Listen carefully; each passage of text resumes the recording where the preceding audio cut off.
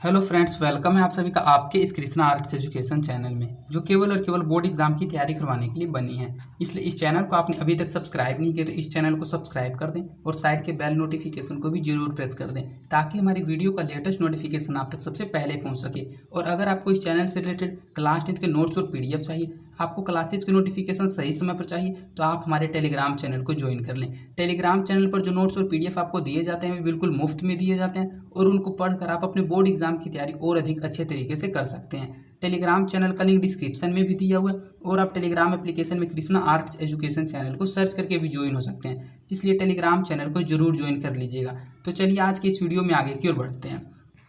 आज हम आपको कक्षा 10 का संस्कृत ट्यूशन द्वितीय भागा का 11वां पाठ व्याघ्र पथिक कथा का सब्जेक्टिव क्वेश्चन करवाएंगे। अर्थात आज हम आपको व्याघ्र पथिक कथा पाठ का लघु उत्तरीय प्रश्न उत्तर पढ़ाएंगे। और अगर आपको कक्षा 10 के संस्कृत के ट्यूशन द्वितीय भाग के किसी अन्य पाठ के लघु उत्तरीय प्रश्न उत्तर, वस्तुनिष्ठ प्रश्न उत्तर या फिर उस पाठ के संस्कृत से हिंदी अर्थ के वीडियो को देखना है, तो आप डिस्क्रिप्शन में दिए गए लिंक संस्कृत संपूर्ण हिंदी अर्थ वस्तुनिष्ठ प्रश्न उत्तर और लघु उत्तरीय प्रश्न उत्तर 2023 के प्लेलिस्ट में जाकर आप किसी भी पाठ के किसी भी वीडियो को आसानी से देख सकते हैं। तो चलिए बिना देर करते हुए इस वीडियो में हम आपको व्याघ्र पथिक कथा पाठ का लघु उत्तरीय प्रश्न उत्तर पढ़ाते हैं। आपको करना क्या है, सिर्फ इस वीडियो में लास्ट तक बने हुए रहना है। मेरी सभी बातों को माइंड कंसंट्रेट करके समझते हुए चलना है। मेरी कोशिश यही रहेगी कि इस वीडियो में ही हम आपको ये सभी क्वेश्चन अच्छे से समझा दें और आपको याद करवा दें। तो हमारा पहला क्वेश्चन है, व्याघ्र पथिक कथा से हमें क्या शिक्षा मिलती है, अथवा व्याघ्र पथिक कथा में मूल संदेश क्या है। तो ये दो क्वेश्चन हैं, दोनों क्वेश्चन का आंसर एक ही होता है। अर्थात एग्जाम में आपसे ऐसा भी पूछा जा सकता है कि व्याघ्र पथिक कथा से क्या शिक्षा मिलती है, तब भी आपको ये आंसर लिखता है। और अगर आपसे ये पूछा जाए कि व्याघ्र पथिक कथा में मूल संदेश क्या है, तो उस पाठ से क्या संदेश मिलता है या फिर उस पाठ से हम लोगों को क्या शिक्षा मिलती है। दोनों का जो लैंग्वेज है वो थोड़ा सा डिफरेंस है, लेकिन दोनों का जो आंसर होगा बिल्कुल ही सेम होगा। और क्वेश्चन पूछने का तरीका यही रहता है कि घुमा घुमा के पूछा जाता है। जैसे कि अगर मैं आपको सिर्फ इतना ही लिख के पढ़ा देता कि व्याघ्र पथिक कथा से शिक्षा क्या मिलती है और आप इसको समझ लेते, इसको याद कर लेते, लेकिन जब एग्जाम में ये आ जाता कि व्याघ्र पथिक कथा में मूल संदेश क्या है, तो आप सोचते कि ये तो मैंने पढ़ा हुआ नहीं है। तो लेकिन ये सिर्फ लैंग्वेज का हेराफेरी है, इसमें सिर्फ आपको समझने की जो शिक्षा मिलती है वही पाठ का संदेश होता है।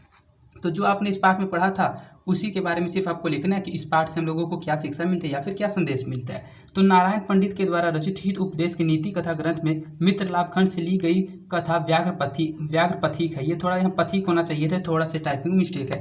तो मित्र लाभ खंड से ली गई जो कथा है वह व्याघ्र पथिक है। इस कथा में एक पथिक वृद्ध व्याघ्र द्वारा दिए गए प्रलोभन में पड़ जाता है, अर्थात उसके लोभ में आ जाता है। वृद्ध व्याघ्र हाथ में सुवर्ण कंगन लेकर पथिक को अपनी ओर आकृष्ट करता है। पथिक जो है निर्धन होने के बावजूद व्याघ्र पर विश्वास नहीं करता।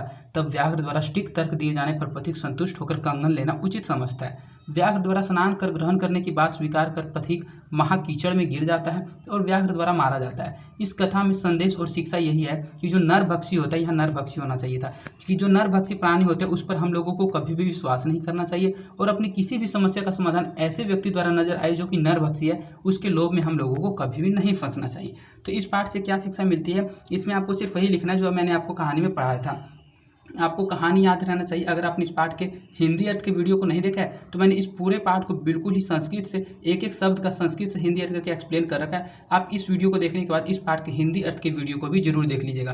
तो इसका आंसर लिखने के लिए आपको सिर्फ 2 से 3 बातों को अच्छे से ध्यान में रखना है कि सबसे पहले तो आपको ये लिखना है कि कहानी कि जो वृद्ध व्याघ्र था वह बहुत अधिक भूखा होता है और वह सोने का कंगन लेकर सभी को बोलता है और पुकारता है कि यह सोने का कंगन ले लो। तो जो एक पथिक था, जो एक राही था, वह निर्धन होता है, लेकिन फिर भी वह व्याघ्र पर विश्वास नहीं करता, क्योंकि उसको लगता है कि जो व्याघ्र वह हिंसक जीव है, वह मुझे मार भी सकता है और मुझे खा भी सकता है। लेकिन जब व्याघ्र उसे सटीक उत्तर देता है तो उससे वह संतुष्ट हो जाता है। व्याघ्र उस पथिक को कहता है कि मैं भी जवानी में दुराचारी था, मैंने अनेक मनुष्यों और गौओं को अर्थात गायों को वध किया है, जिस कारण मेरे पुत्र और मेरी पत्नी की मृत्यु हो गई है। और इसलिए मुझे एक धर्म आत्मा ने उपदेश दिया है कि मैं दान धर्म करूंगा तो मेरा जो पाप है वह पुण्य में बदल जाएगा।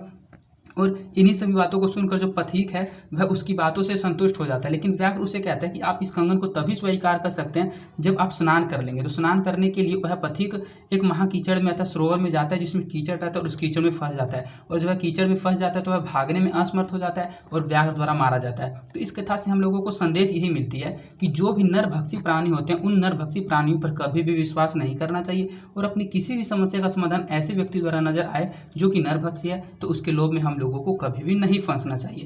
यह इस पाठ का संदेश है कि हम लोगों को कभी भी लोभ में नहीं आना चाहिए। व्याघ्र पथिक कथा पाठ का 5 वाक्यों में परिचय दे। तो मैंने आपको, अगर आप सभी सब्जेक्टिव क्वेश्चंस की वीडियो को देखते होंगे तो मैंने आपको कई बार बता रखा है, आपका बोर्ड एग्जाम में ऐसा एक क्वेश्चन 101% हर बार पूछा जाता है और इस बार भी जरूर पूछा जाएगा। 2 नंबर का ये पूछा जाता है। आपको किसी भी कथा का अर्थात किसी भी कहानी का, स्वामी दयानंद व्याघ्र पथिक कथा, करमवीर कथा, कोई भी पाठ का नाम दे दिया जाएगा और कहा जाएगा कि उस पाठ का 5 वाक्यों में परिचय दें। तो उस पाठ का अर्थात इस क्वेश्चन का आंसर आप तभी दे सकते हैं जब आप पाठ को पढ़े हुए रहिएगा।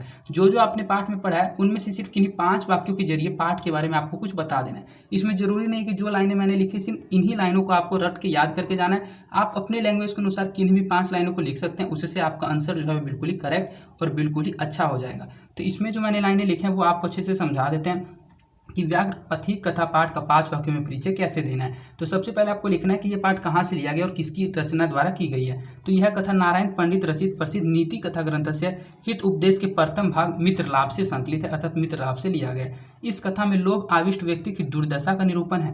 आजकल के समाज में छल का वृत्ता जो वातावरण है विद्यमान है, जहां अल्प वस्तु के लोभ से आकृष्ट होकर लोग अपने प्राण और सम्मान से वंचित हो जाते हैं। यह उपदेश इस कथा से मिलता है कि वंचकों के चक्कर में हम लोगों को नहीं पड़ना चाहिए। इस पाठ से जो परिचय देने के लिए सबसे पहले आपको ये पता होना चाहिए कि यह पाठ कहाँ से लिया गया और इसके लेखक कौन है। तो यह कथा नारायण पंडित रचित, अर्थात इस पाठ के जो लेखक है वे नारायण पंडित है। इस पाठ की रचना की है नारायण पंडित ने। तो यह कथा नारायण पंडित रचित प्रसिद्ध नीति कथा ग्रंथ से निहित उपदेश के प्रथम भाग मित्रलाभ से संकलित है। इस कथा में लोभ आविष्ट व्यक्ति की दुर्दशा का निरूपण है। आजकल के समाज में जो छल की वातावरण है वह विद्यमान है, जहां अल्प वस्तु के लोभ से आकृष्ट होकर लोग अपने प्राण और सम्मान से वंचित हो जाते हैं, अर्थात थोड़े से लोभ के कारण अपने प्राण को दाव पर लगा देते हैं और अपने प्राण को हाथ धो बैठते हैं। और यह उपदेश इस कथा से मिलता है कि इस वंचकों को, हम लोगों को कभी भी वंचकों के चक्कर में नहीं पड़ना चाहिए। यही व्याघ्र कथा पाठ का 5 वाक्यों में परिचय है। इसके बाद आपका नेक्स्ट क्वेश्चन है, वृद्ध बाघ ने पथिक को फंसाने के लिए किस तरह का भेष रचाया। अर्थात जो बूढ़ा व्याघ्र था वह पथिक को फंसाने के लिए किस तरह का उसने भेष रचाया था, उस भेष के बारे में आपको बताना है। तो वृद्ध व्याघ्र ने पथिक को फंसाने के लिए एक धार्मिक का भेष रचाया। उसने स्नान कर हाथ में कूश लेकर तालाब के किनारे पथिकों से बात कर उन्हें दान स्वरूप सोने का कंगन पाने को लालच दिया।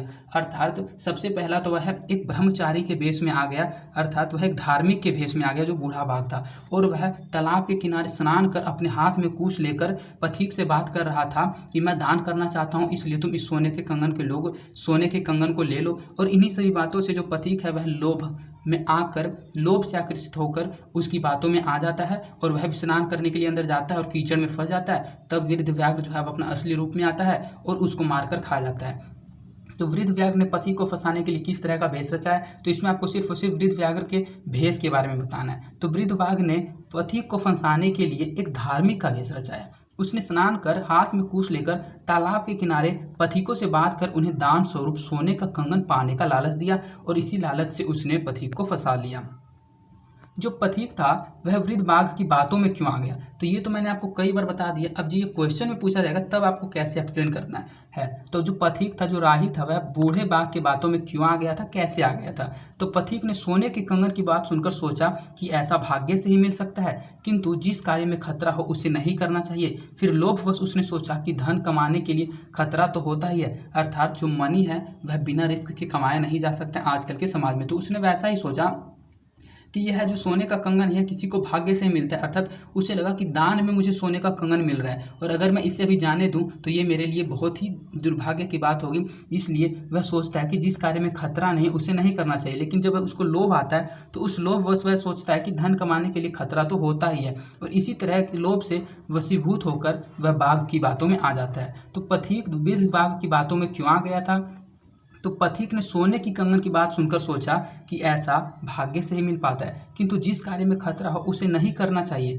फिर लोभवश उसने सोचा कि धन कमाने के लिए खतरा तो होता ही है। इस तरह वह लोभ से वशीभूत होकर बाघ की बातों में आ गया और इस तरह से वह पथिक जो था वृद्ध बाघ के द्वारा मार दिया गया और खा लिया गया। तो इसमें आपको सिर्फ और सिर्फ वृद्ध जो पथिक था, जो राही था, वह बूढ़े बाघ की बातों में क्यों आ गया था, सिर्फ आपको इतना ही लिखना है। तो 2 से 3 लाइनों में इसके आंसर को आप एक्सप्लेन कर सकते हैं।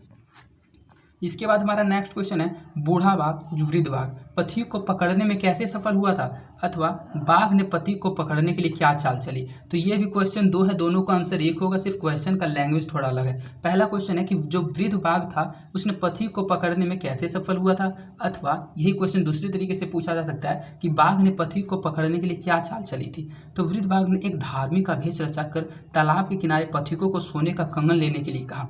उस तालाब में अधिकाधिक कीचड़ था। एक लोभी पथिक उसकी बातों में आ गया। बाघ ने लोभी पथिक को स्वर्ण कंगन लेने से पहले तालाब में स्नान करने के लिए कहा।